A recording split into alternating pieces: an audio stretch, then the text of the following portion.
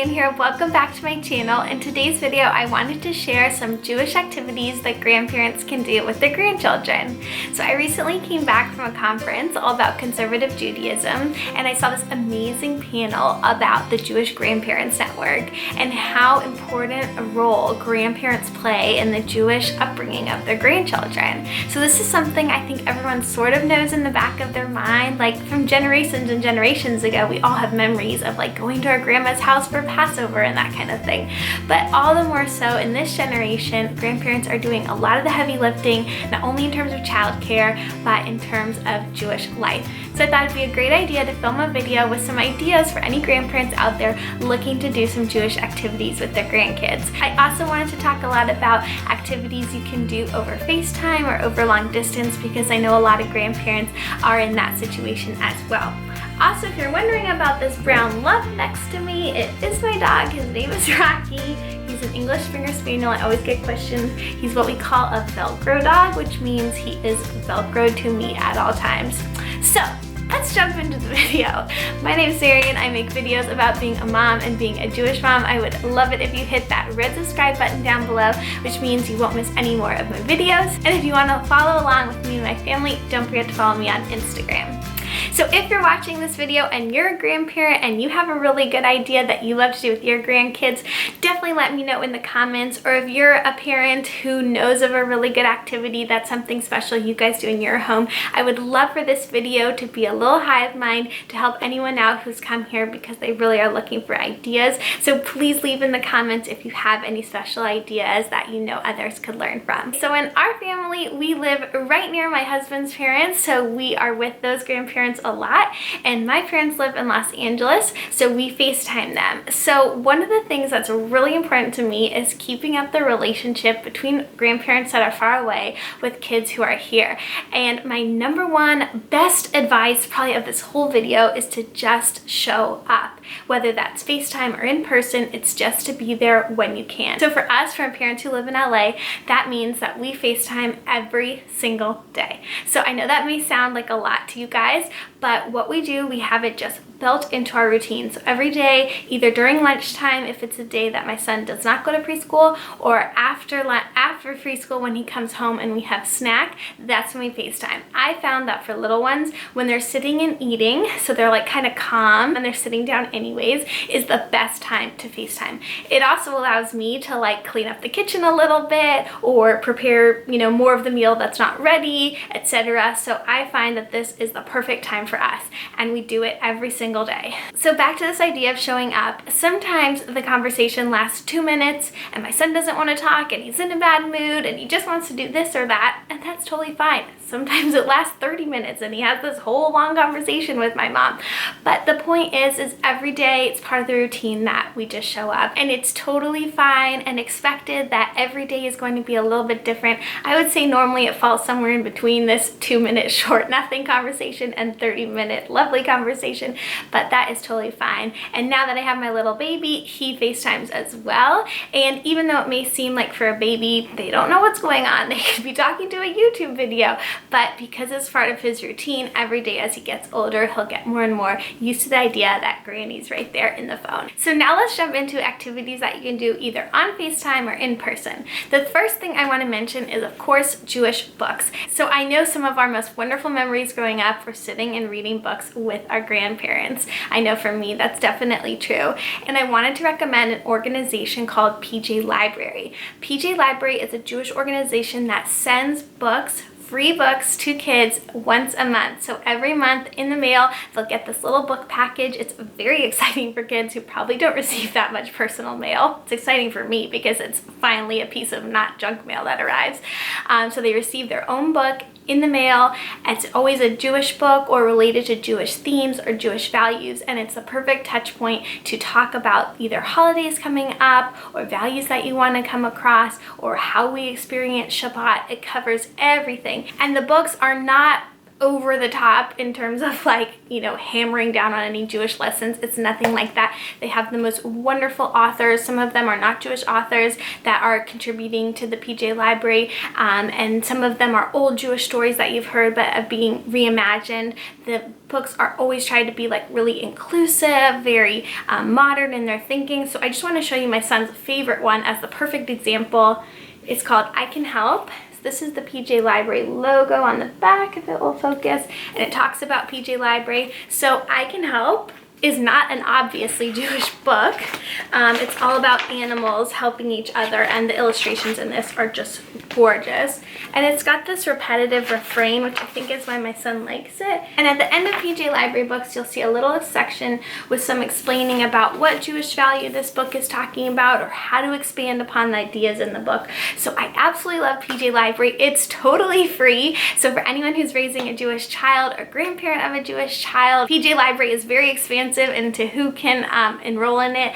I have a link down below, so definitely use my link and sign up and check out PJ Library, and that way you'll have a whole library of Jewish books to read with your grandchildren. Let's start with activities you can do over FaceTime, because I know a lot of grandparents struggle for how to interact with their kid for a longer amount of time than 1 second just saying hi, especially for little ones. So I just talked about PJ Library, and you can read books to kids over FaceTime. There's actually a PJ Library book called Tea with Zadie that introduces this idea, but we do this in our home a lot. So my mom has books in her home. She gets PJ Library books too, and she will open them up, put the camera on the book itself or face it, or use a tripod to show herself reading the book, and she'll just read the book to the child. And for them, especially if you use an iPad instead of a phone, it's really immersive, and they're right there reading the book like they're right there in person. So I definitely recommend reading books with kids. You might want to start with a book that they know. So for example, if their favorite book is Llama Llama Red Pajama, as it is in our home,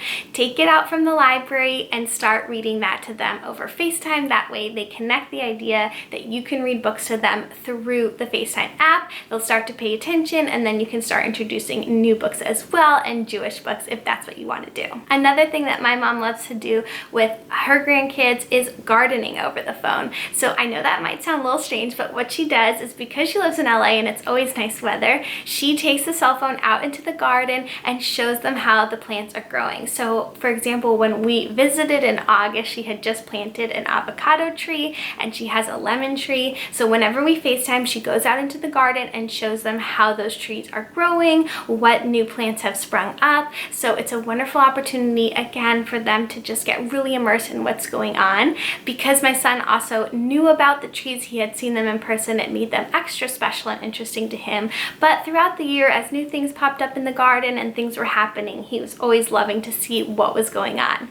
Another thing my son loves to see over FaceTime are pets. My mom has a dog, he's a new puppy, and he always likes to say hi to the dog and see what the dog's doing. So that's another great idea you can do, is to take your grandkid around over FaceTime to see the different pets in your home. Another great way to introduce Jewish concept over FaceTime is by doing a grocery haul. So we love to FaceTime my mom on Fridays. She always goes to the grocery store and gets her challah for Shabbat and gets what she's going to be preparing for her Shabbat dinner. So she always talks to my son about what she's going to be making. She shows him the challah, and then he sort of helps her put it on the table and get the table ready for Shabbat. So really she's just holding the phone and doing it herself, but he's watching along and telling her, like, don't forget the Kiddush cup and don't forget the Shabbat candle. So it really introduces that idea of prepping for Shabbat while he's sitting there on the FaceTime. This can also be a much longer activity if you go on a hunt for the objects. So we know that my mom always keeps the candles underneath her sink. So he has to guess where the candles are and help her find them. He'll see, like, go over there, go over there.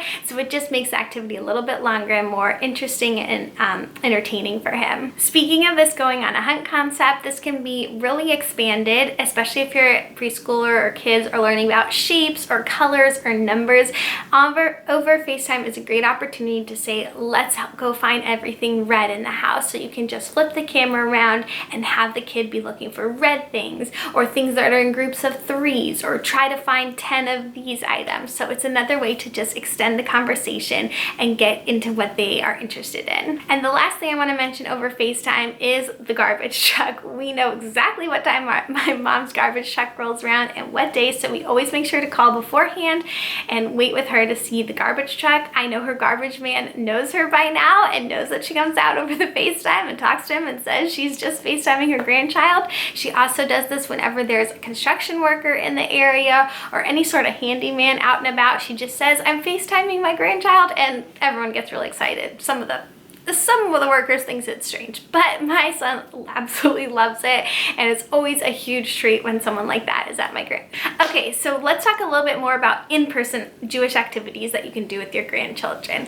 One of the things I know that always comes to mind is baking and cooking. Because Jewish culture is so much involved in food, it's one of the best things that you can do with kids to really create those tactile memories and Jewish experiences. So my best advice when baking or cooking with little ones is to just prep stuff beforehand depending on their attention level. So if you want to make challah, you might want to make the dough ahead of time and then just play with it almost like Play-Doh, braiding it, making other shapes with it so that it's really fun for them. If you have a little bit of an older kid, you can go on a hunt for the different ingredients. You can involve math in the measuring. There's so much you can do, but if you're starting with little ones, my recommendation is to get all the ingredients or even prep part of the recipe beforehand so you keep their attention and keep it fun. Another great way to connect Judaism with food is to talk about prayers. So you'll see in a lot of Jewish preschool classes that they say Borei Minei Mezonot, the prayer you say when you're about to have a snack before snack time,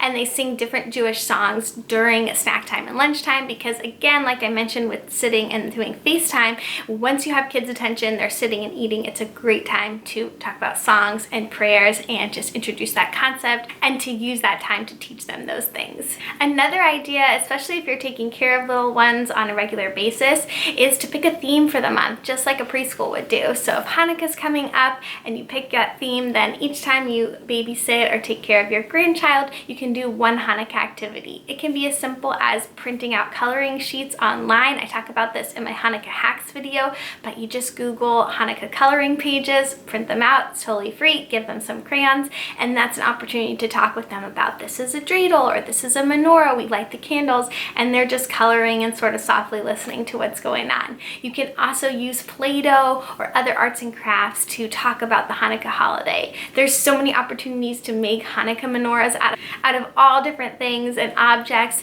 I've made ones just gluing those little nuts, you know, those metal nuts onto different objects. So if your grandchild likes cars, for example, you could either take a truck and glue them on or take little cars and glue one nut onto each car. You can also draw your menorah on paper or make it out of Play-Doh. There's really an endless way to do activities surrounding the Hanukkah menorah. And if you're subscribed to my channel, you'll see that every time there's a Jewish holiday coming up, I put up ideas about DIYs and crafts that you can do around the holiday, so definitely subscribe so you don't miss those. Another wonderful activity to do with kids is gardening. The idea of tikkun olam and taking care of our earth is a hugely important Jewish value, especially during this time. So whether you're taking them out into your garden and having them help you, clean it up or plant, or even have them help you with recycling in your home, all of those activities can connect back to the Jewish value of tikkun olam. So if you're looking for ideas about other Jewish values, I definitely recommend the PJ Library website, which also has a whole section about that.